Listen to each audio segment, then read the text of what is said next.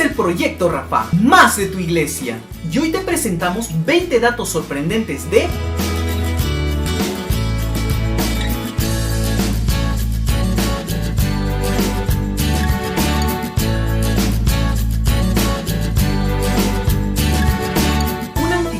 y venerada tradición que a su vez se encuentra escrita en unos documentos del siglo XIII que se conservan en la Catedral de Zaragoza, nos cuentan una historia sorprendente.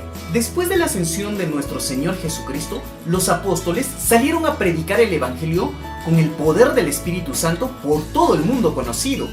Uno de ellos, el apóstol Santiago, hermano de San Juan Evangelista, fue a predicar a España, una tierra atada por el paganismo.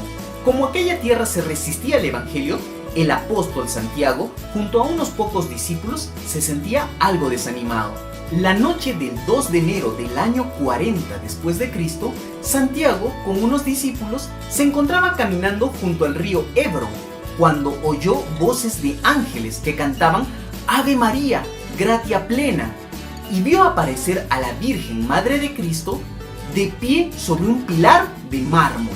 La Santísima Virgen, que aún vivía en carne mortal, le pidió al apóstol construir una iglesia allí mismo y poner el altar en torno al pilar donde ella estaba de pie, y prometió que ese sitio permanecería hasta el fin de los tiempos, para que la virtud de Dios obre portentos y maravillas por su intercesión con aquellos que imploren su patrocinio. La Virgen desapareció y dejó allí el pilar, una pequeña columna donde, según la tradición, se apareció la Virgen María para animar al apóstol Santiago. El apóstol y los 8 testigos de aquel prodigio empezaron la construcción inmediatamente, y se les unieron muchos otros que se iban convirtiendo. Antes de que se terminara la construcción y volviera a Judea, Santiago ordenó presbítero a uno de sus discípulos y consagró la iglesia poniéndole el título de Santa María del Pilar.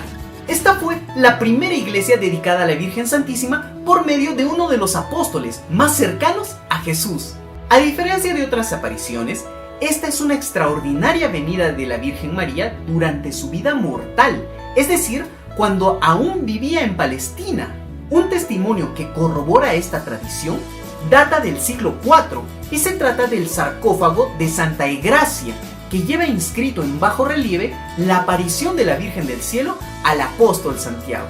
Otro testimonio de la antigüedad de esta iglesia data del año 835 y son unos escritos del monje San Germán de París, llamado Almolonio, donde nos cuenta que en el siglo III allí vivió y sirvió el gran mártir San Vicente, y al morir pidió que sus restos se depositaran allí mismo. Científicamente no está nada comprobado a nivel de papeles, pero la Virgen Santísima ha premiado con abundantes gracias la fe de sus hijos con su intercesión.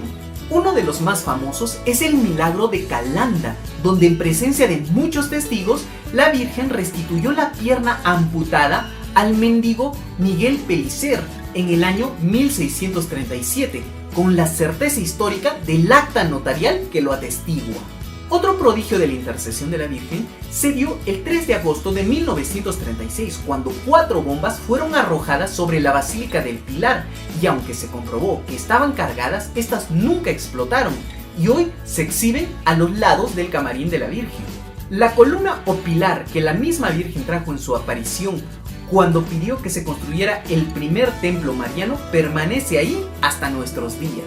El Papa San Clemente XII designó el 12 de octubre para la festividad de la Virgen del Pilar, que es la aparición mariana más antigua reconocida por la Iglesia.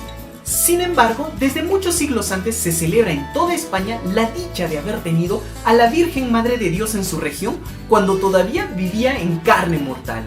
En conclusión, esta advocación nos muestra el cuidado maternal de la Madre de Cristo por la Iglesia, que se presenta como un ejemplo de fortaleza y fidelidad a Dios, y se pone a nuestra disposición para poder pedir su intercesión y patrocinio en aquellas circunstancias que parecen imposibles. Si este video te gustó, dale like, compártelo con tus amigos, suscríbete a nuestras redes sociales que encontrarás aquí abajo en la descripción de este video y síguenos para aprender mucho más de nuestra iglesia.